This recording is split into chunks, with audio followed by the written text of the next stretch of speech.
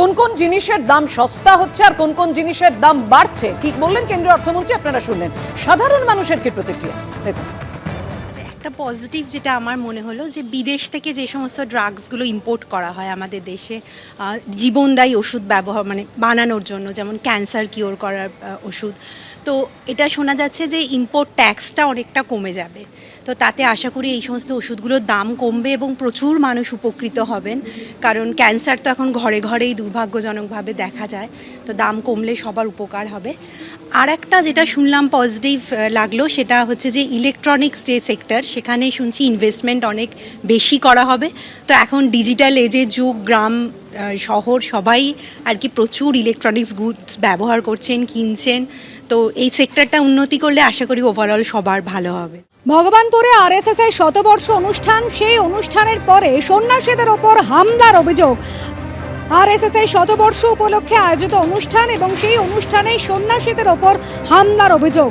প্রবচন শেষ হতেই সন্ন্যাসীদের ওপর হামলার অভিযোগ, সন্ন্যাসীদের প্রাণনাশের হুমকির অভিযোগ। ভগবানপুরে আরএসএস এর শতবর্ষ উপলক্ষে আয়োজিত অনুষ্ঠানে সন্ন্যাসীদের ওপর হামলার অভিযোগ। কেন্দ্রীয় অর্থমন্ত্রী নির্মলা সীতারামন তিনি তার বাজেট পেশ করেছেন এবং প্রত্যেকের নজর ছিল যে কোন কোন ক্ষেত্রে কিন্তু এবার বরাদ্দ বাড়বে। চিকিৎসা ক্ষেত্রে কিন্তু অনেকটাই বরাদ্দ বৃদ্ধি হয়েছে, দাম কমেছে ক্যান্সারের ওষুধ এবং ডায়াবেটিসের ওষুধ, 7টি বিরল রোগের ওষুধ, হার্টের ওষুধ, কিডনি এবং লিভারের ওষুধের দাম কমেছে এবারের বাজেটে। ক্যান্সারের ওষুধ, ডায়াবেটিসের ওষুধ, 7টি বিরল রোগের ওষুধ, হার্টের ওষুধ এবং কিডনি ও লিভারের ওষুধের ক্ষেত্রে কিন্তু এবারে দাম কমেছে।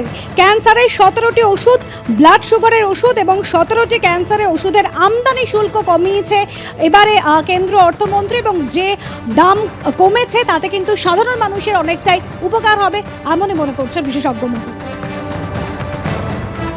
To rationalize the customs duty structure for goods imported for personal use, I propose to reduce the tariff rate on all dutiable goods imported for personal use from 20% to 10%.